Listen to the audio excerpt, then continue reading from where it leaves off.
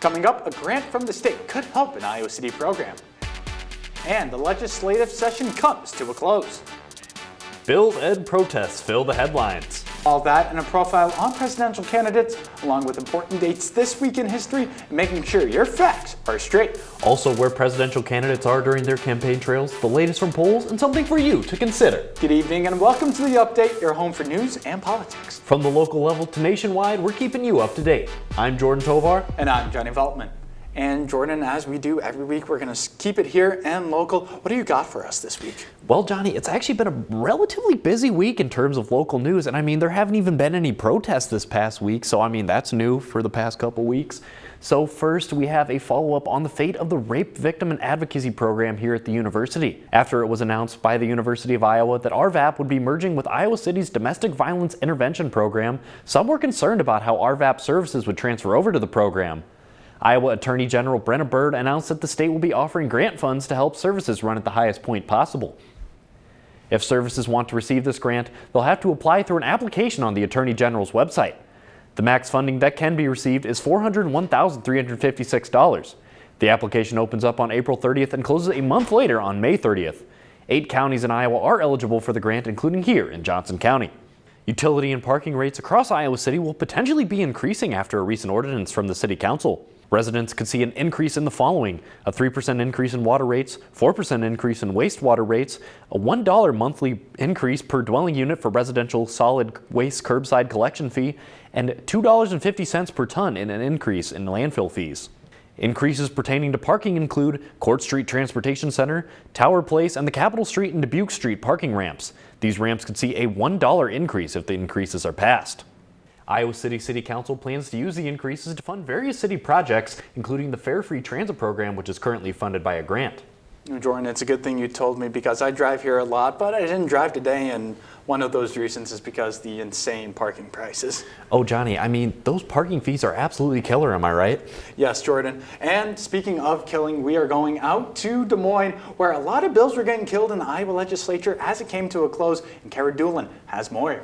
Thanks, Johnny. As always, it's been a busy legislative session, and yes, certainly many bills were killed, but a lot were also passed through as the legislative session wraps up.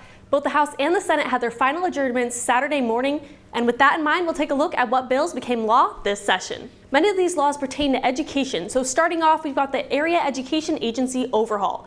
Funding will change so that school districts get control of the money for media and education services, as well as a little control over the money for special education services.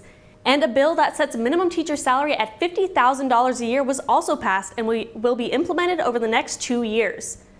Another bill will make it easier for school districts to arm their teachers and staff members by allowing them to get a permit to carry a firearm if the school board allows it. And outside of education, new traffic camera regulations will require cities to prove to the Iowa Department of Transportation that their traffic camera systems that automatically issue speeding tickets are actually necessary for safety.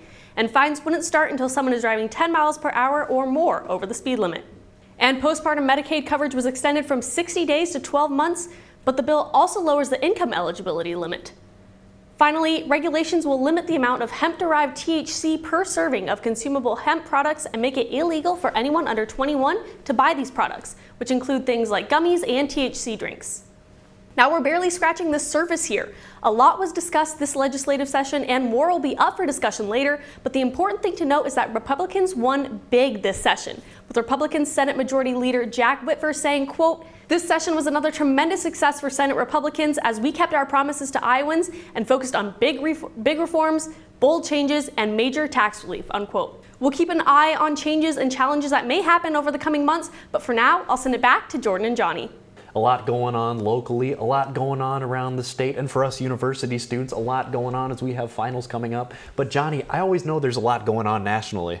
Yes, Jordan, and it feels like we're just getting deja vu every week with local, state, and national being busy. Now we're throwing on finals on top of everything. It's just not good. That's why we have Jayce Bertrand in the newsroom who's going to catch us up on everything going on the nationwide level.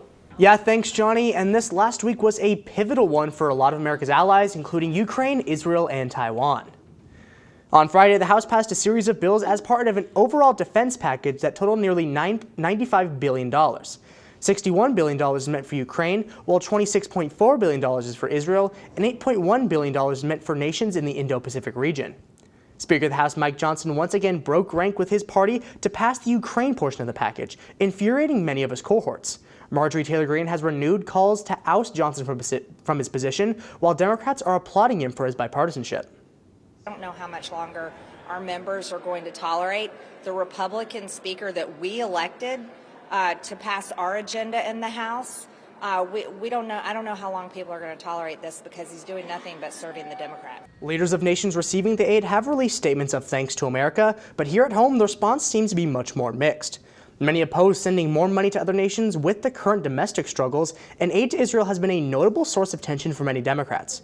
The House vote comes as protests at Columbia University continue to heat up. Protests began on campus after university officials testified that anti-Semitic rhetoric had increased since the October 7th attacks on Israel. Protesters have taken to camping in tents on the university's lawn, forming the, quote, Gaza Solidarity encampment. The NYPD has arrested 108 protesters so far, increasing tensions as the demonstrations are beginning to receive national attention. Accusations of anti-Semitism by police, students, and administration have increased tensions for these protesters, leading a rabbi affiliated with the university to advise Jewish students to return home for their safety.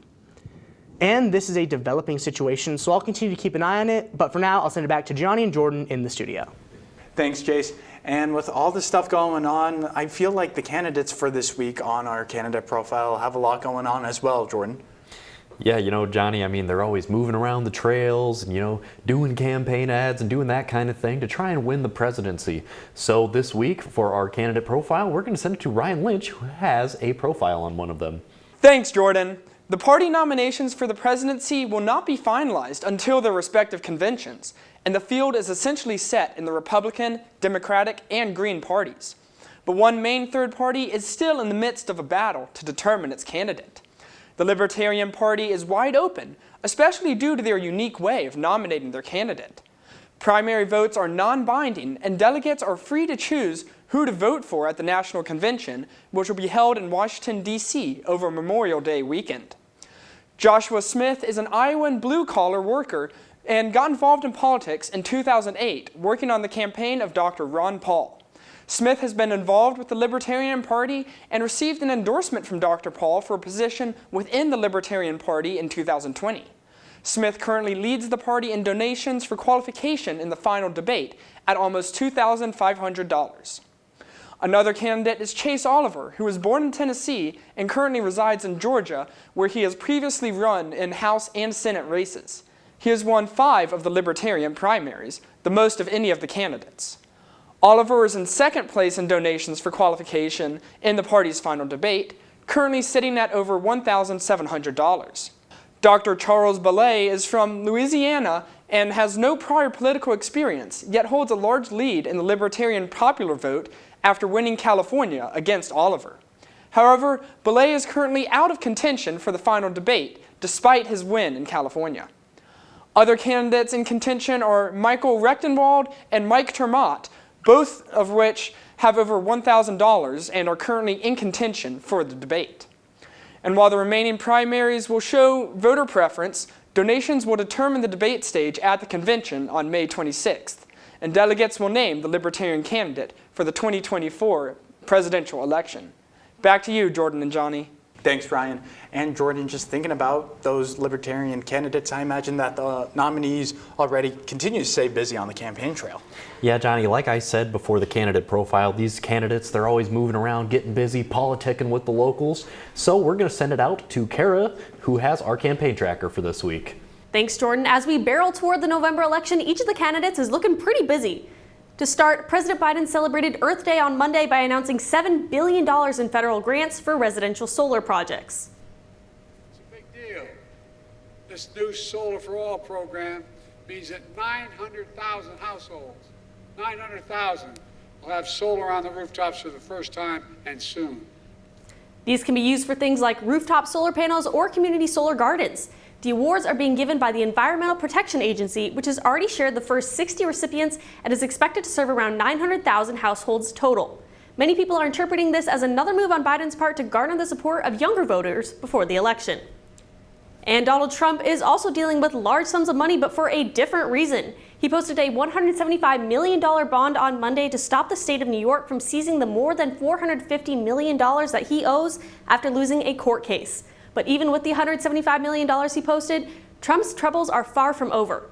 Opening statements took place on Monday for Trump's New York hush money criminal trial, and prosecutors say the case is about a, quote, criminal conspiracy and cover-up. He's also still facing criminal charges for taking classified documents, federal election interference, and another election subversion case.